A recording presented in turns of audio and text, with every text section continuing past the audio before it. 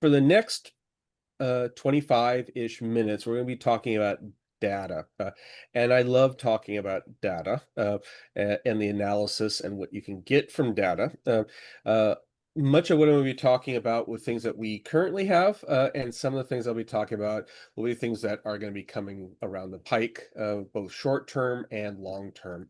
But it does give you a picture of what we actually, or how we view data within the LibreVerse.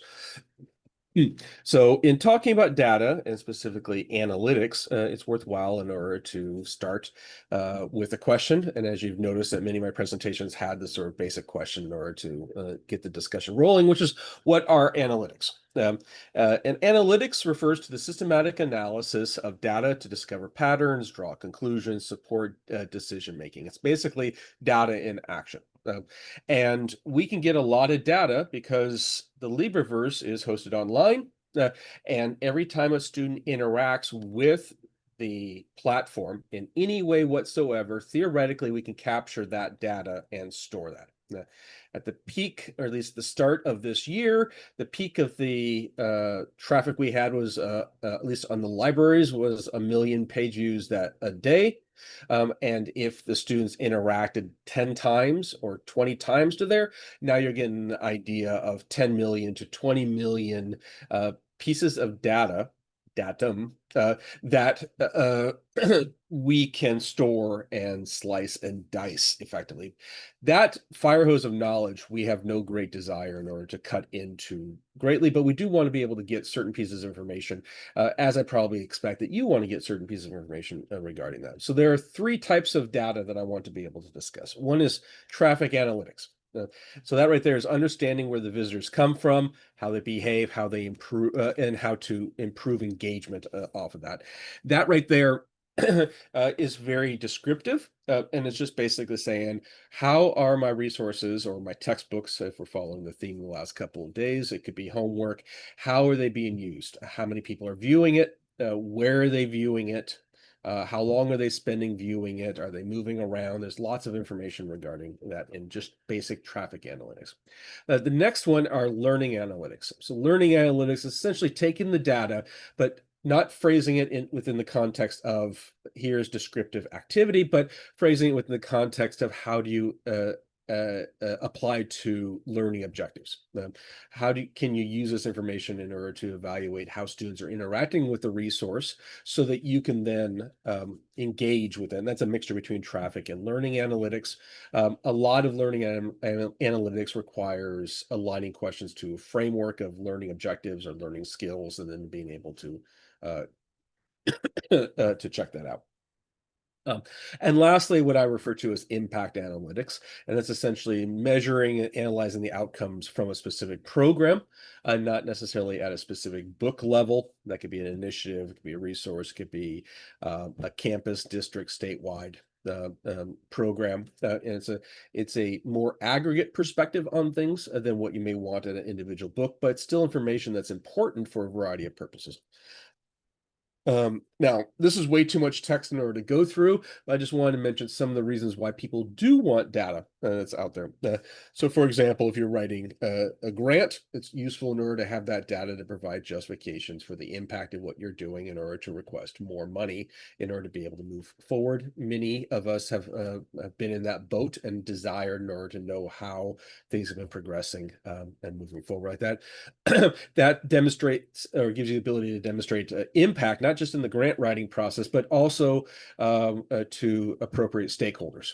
So if you want to go to your campus in order to be able to maintain stability or the sustainability of your project from your provost or your president or so, this is the information that they oftentimes desire in order to be able to identify. Helps to facilitate continuous improvement because you're always getting feedback on how things are done. It's not just basically you've made a book, you've thrown it out into the wind and la la la, that's the end of the game here. You can use that in order to facilitate the understanding student learning behavior, how they actually interact with the platform, and then that may be what you think is ideal or maybe not ideal, and then it can use in order to change your pedagogy accordingly. And I will provide an example of how I did that in my class a decade ago. It can be used to address a range of different goals, equity goals that you want to be able to target, for example, but you can have other goals that are out there. We talked about, or we will talk about institutional reporting. That right there is sort of the deliverable that's associated with grants instead of the writing of the grant proposal for justification. And it helps to be able to just generally provide an ownership for what's doing it, because an instructor or an author that creates a resource and spits it out there, it has an ownership associated with that, and they can actually feel a greater empowerment when they see that their resource is being used. And if you can use that as a mechanism in order to both encourage that author to continue developing that resource, to develop new resources, or get new authors in order to move forward, that right there is a major selling point associated with analytics. And it's one of the things that we are particularly interested in order to be able to provide to the people that are out there. So let's go through these three types of analytics and where they fit in within the LibreText infrastructure. The first one is to understand where visitors come from and how they behave and how to improve engagement. So the traffic analytics aspect, many of us have some familiarity, or at least have heard of Google Analytics, which is one of the most popular analytics infrastructure out there, in part because it's free. And you can put it on any website and start collecting traffic as you desire. This right here was the chemistry library. This was just measured, or just taken a few hours ago. You can see at this time we get a range of different pieces of information.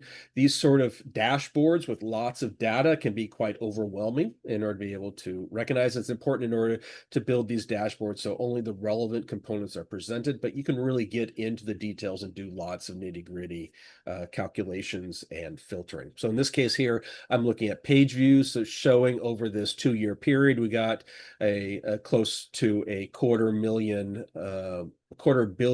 page views on the chemistry library alone. When you actually include all 16 libraries, it's somewhere in the order of 700 to 900,000 on average page views per day. And you can start to identify trends, and you see this fluctuation right here. This fluctuation, if we were to zoom in onto it, is a fluctuation for reading during the week. So it wouldn't be surprising to you that students don't tend to read Friday evenings or Saturdays in most times. But they start to pick up on Sundays. So you can start to get some feedback on how students interact with your resource that you may have forgotten when you were a student, how you actually went through it, but you can see it here. And this is in the aggregate sense, which means that there's no specifics in what's presented here in terms of which student did what at any one time. It's just saying this is what's going on. And then you get big trends like this right here is summer. This right here is Christmas break. This is spring break. No, this is winter break. This is a little bit of a spring break dip here. Those are not always at the same time. I can also take a look and identify when there is the Super Bowl. And during the Super Bowl time, I can see a distinct reduction in studying during the time of Super Bowl and such. What you will notice here is something's interesting, and this is one of the utilities of these data.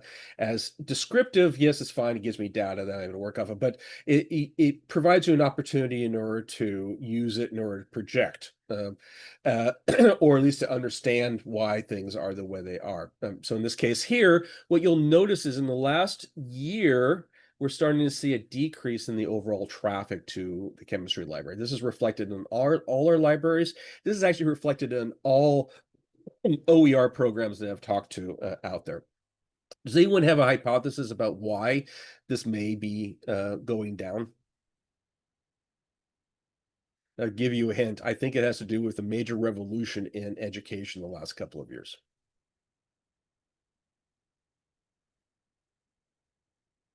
Now I feel like I'm talking to my class. Precisely, Stephen. AI. So AI has gone through a lot of effort in order to take content, integrate it into its infrastructure. So you go to and get the responses from ChatGPT. and you don't have to do the searches in order to find the things that are out there. Now, you can consider that a good thing or a bad thing. My perspective is if we actually have content and we distribute it, it's a good thing, whether it happens to be within our infrastructure or shared broadly, that's fine.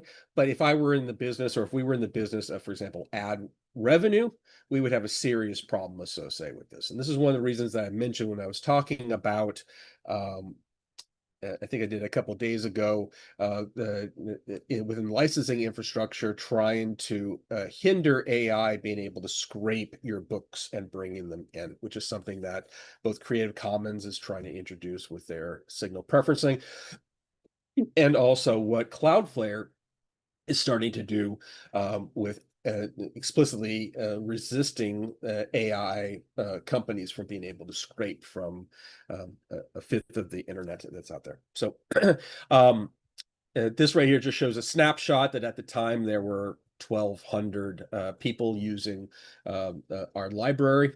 We've seen that go up appreciably higher. This is not the best time of the year in order to do so, but it can go quite quickly. And then you have geolocation capabilities within Google Analytics. You're able to identify where they came from, both at a continent, at a country, at a state, at a city level, and such as that. And that right there is because you have control over, or at least knowledge of who's accessing it at one period of time. And you can get a breakdown in terms of who's accessing this. It's interesting, the United States is the bulk of the activity. That's not necessarily interesting because that's where we've moved forward, but India is quite sizable. In fact, certain times of the year, certain libraries, specifically engineering, exceeds chemistry because their timing, or exceeds the U.S. Rephrase that. Certain times of the year, India traffic exceeds the U.S. typically around Christmas time because they don't have the same timing issues with the holidays that we do. But you'll notice here that most of the countries that access our site are countries where English is the formal language or the lingua franca. Interestingly enough, Philippines is quite strong, really packs a punch, or punches much higher than it deserves for per capita, in part because English is the language that they tend to use in academia. So anyways, this is quite interesting. And I'll even comment, it's really kind of hard to see, while these are talking about millions, we have about, in the last 2 decades, I'd say about 30 hits from North Korea. Which I think is really exciting. And that's the smallest number that we've gotten from an individual campus. And lastly, you can get information based on specific titles or specific pages. So you can identify what are the popular pages, what are the not popular pages, and you can slice and dice this in order to find out what popular pages are viewed at what sections and things like that, which is more than what this simple dashboard is able to provide. Now, this is Google Analytics. We do have Google Analytics hooked up on our platform because I'm showing it right here. But largely only the development team has access to the Google Analytics, although anyone can request access to it. Google Analytics comes with some problems connected to that. And many of us may be familiar with this. Is essentially the reason why Europe is trying to excise Google from their activities, and that's essentially privacy. So from this information, every single person who accesses it, Google then is able to cross-reference and identify who that person is, if they have a Google account or they have some connection with Google in some way, and all the back end third-party connections means that they know a lot. Now, how important is it to protect as a student knowledge that they looked at a chemistry textbook at a certain time? Probably not. But the issues are much more pervasive in terms of using Google Analytics in different spots.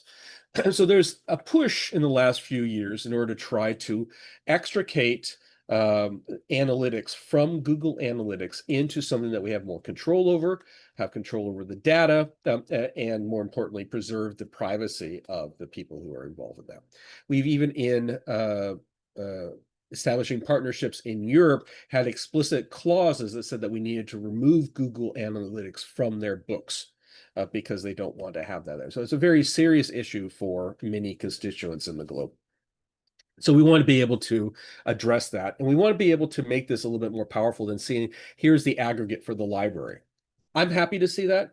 You probably don't care quite so much about that. But what you would care about is, what's the traffic associated with your book?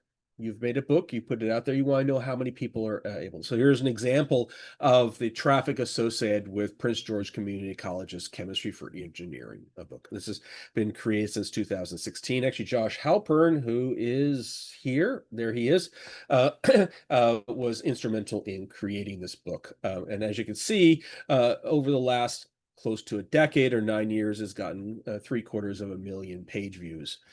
So it's gotten popular in terms of its activity. It's one of the benefits of actually hosting books on the LibreText infrastructure, because as a distribution infrastructure for OER textbooks, there's nothing that's bigger or nothing that's better out there. You put something out there and it grows rapidly.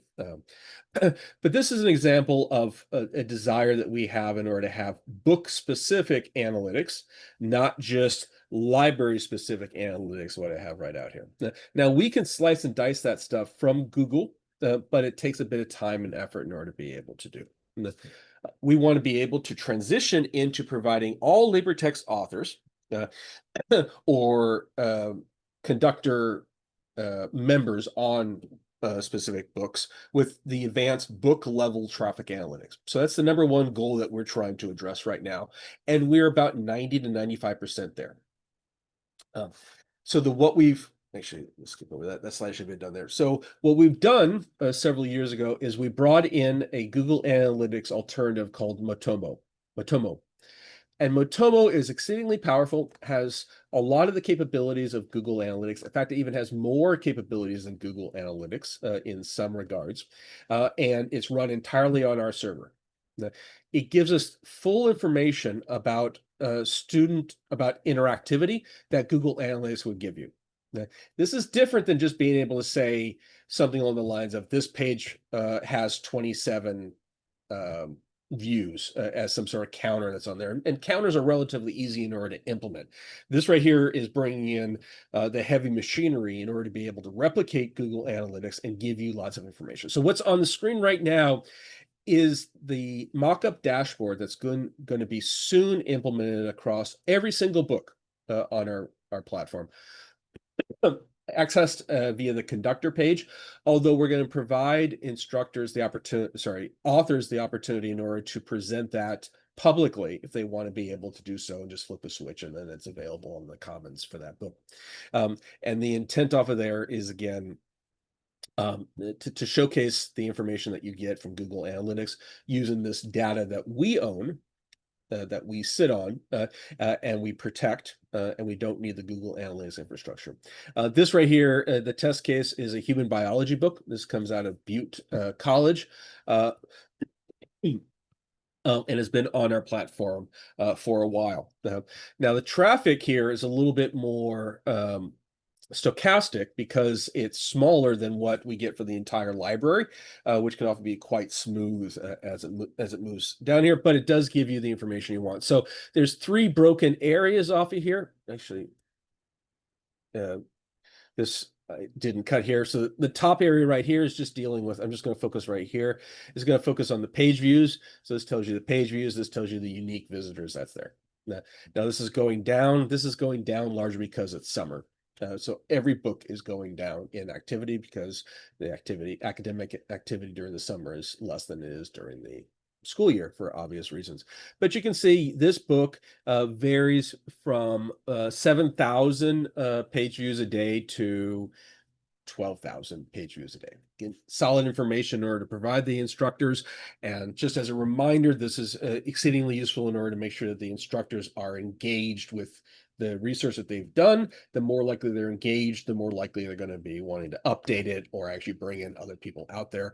And this right here is going to be a default available for everybody. Similarly, the second row here gives details associated with the geolocation. which is something you don't get from just a simple counter. You need to have an infrastructure like what we have in place in order to be able to identify this book here. Is predominantly used in the US and India. So this basically follows very similar the overall library, which is not surprising because there's oftentimes a correlation between the whole entire library and a specific book, although sometimes specific books get very popular in certain regions for a wide range of different reasons. But you'll see every single one of these countries has English as their academic language that's out there, if not the formal language that they have. Say, Pei asked, is it possible for an instructor to see a specific student or group interacting with the book during a specific period of time? Yes, in principle, yes. There's a bit of stuff that we need to be able to do, and that starts to dovetail into learning analytics rather than traffic analytics, because you want to be able to identify individual students, not just aggregate, because this is still aggregate information. And lastly, here you have a list of the pages that are popular on that book, and finding out that of this book, human organs and organ systems are particularly popular, and community relationships are particularly popular. So it gives you an idea about if you invest as an author lots of effort on a specific page, you would like to see that be reflected in the activity that's out there. Okay. So that's traffic analytics. And again, that's going to be released by the end of the summer. I'm hoping by the end of this month for everybody out there. Let's go into learning analytics. So we've been doing learning analytics for a while. Unfortunately, I don't have the slides on this presentation off of here, but back in 2014, I taught 2 back-to-back classes at UC Davis of 500 students each. So I taught 1,000 students in 1 quarter. I'm never going to do that again. And in one class, used the conventional textbook. Then it was Petrucci's chemistry book, and then the other one used the ChemWiki, the precursor to the LibreText. It was the very first time that the project was used as the textbook alternative and not just as a supplement for the textbook, because it was about 8 years since we started the project as a side project for our purposes. And from that, we got lots of information about how the students interacted with the book. We were able to identify students that crammed. We were able to identify the impact of cramming on their performance, because we got detailed information on individual students on how they crammed and their performance. So you can use this as very powerful information in order to be able to guide research-based activities. And we even published a couple papers regarding that. Unfortunately, I don't have the references in this slide, but I'll be pasting it in the Academy online. So if you want to take a look at how we actually use that, it's offline, you can go by doing that. One thing that I may mention is that from this analytics, I was able to identify that the ratio between students cramming or studying right before the exam versus, let's say, a week before the exam was actually quite significant. If I were, and I tried to reduce that by making weekly quizzes for the next quarter. So I used it as actionable information for guiding my pedagogy, and saw an improvement in how students did in that class versus the other thing. So this is really insightful information in order to be able to cut through. If you collect it well, and present it in an appropriate manner. And we're still trying to figure out the right way in order to go do it. So anyways, learning analytics sits within the ADAPT infrastructure. I mentioned a few things that we skipped over on Friday, but one of the things at the bottom of a specific assignment, in this case here, Chem 4 General Chemistry, is the analytics button. If you click on that, you'll have access to the analytics. So my team is revamping the analytics infrastructure right now. So if you go to it, it's going to look like this, which basically means no data yet. We have been collecting data. It's been sitting in the background. This is just basically saying we have not taken the data and sliced and diced it in the way that's necessary for you to see exactly how students interacted with your book. But the learning analytics infrastructure here is actually twofold. One is that it focuses on textbooks, but it also focuses on the ADAPT system. So you can identify if your ADAPT homework system follows learning curves, sorry, not learning curves, learning objectives. So have you actually achieved these specific learning objectives, as if your questions are aligned to a framework? of learning skills or learning objectives. You can get descriptive information at a student level. Many of these things are the basic things that you get from learning management systems, with a few unique aspects associated with what ADAPT is able to provide. We can actually get learning curves. That's basically meant in order to identify when students get exposed to learning objectives multiple times, how many times do they need to be exposed to it before they demonstrate mastery. And that's what you're trying to get that ramp up, that learning curve, to be as fast as possible. Hence the term, the high slope for learning curve. We've implemented a model in order to identify students that need intervention based off of their performance, that they need to be discussed with manually in order to see what's going on and how they can actually move things forward. And you can get raw data, but you can also get information about how individual students, what pages they read in the textbooks, how much time they spent on the page, what part of the page they actually work at, and in principle, we can start to expand it into how they interact with the page itself. And that's all information meant in order to guide you in terms of recognizing how, not just at the aggregate level, but at the student level, your pedagogy is being realized. There were a few comments in the chat. Cynthia said 500 students sounds exciting and painful. It was actually 1,000 students, but yes, it was interesting. So that right there will be turned on soon, so you can actually start to see all the different aspects, and there's a description in terms of the different components in the Insight system. The last thing that I want to talk about here, which is of more importance to people who are running campus projects, multi-campus projects, including statewide projects. And that's what I refer to as impact analytics. And that I don't have anything to show you because we haven't built the dashboards for them. But it basically takes all the data that we talked about before, especially the traffic analytics data, and slices and dices it and aggregates it so you actually get information regarding how the institution or the organization behaves. So you say you have 10 books that are part of your institution. You can start to identify what are their general traffic, how much they're used, how many times they've been used in classes, if you can identify that based off of their activity, and a handful of other ones. And that, again, dovetails into being able to demonstrate impacts and deliverables for the project to stakeholders that are out there. Like I said, we're still at the initial stages of building that thing, but we hope to be able to release that in fall, because I know that a lot of organizations desire this data for a variety of reasons. So let me jump into it. There are a few other little minor, let's say, analytics or data that's a particular use. For example, when you compile a book, you're able to get and download PDFs and common cartridges. Soon you'll have EPUBs and a few other things that you can download. We keep track of that, and we will integrate that into the dashboard with the traffic analytics that I showed you for individual book, and you can come in and say and identify how many times your book has been reviewed via the PDF version of that. Unfortunately, we don't get information about how the student interacts with the PDF because that's just not allowed in general. I mean, there are tricks in order to do that, but they are in some cases unethical in order to pursue. So we're not going to be able to address that. So it's a terminal technology. The conductor system also provides feedback from the community in terms of peer review. So anytime anyone submits a peer review, and I use the term peer very loosely, it should be review. It could be student review or instructor review. That information then gets sent to every instructor on the conductor page. And again, it's meant in order to provide feedback to the instructor and author, but also to continue the engagement between the resource and the authors that are out there. This was it. So I will end like what I did in most of my presentations here.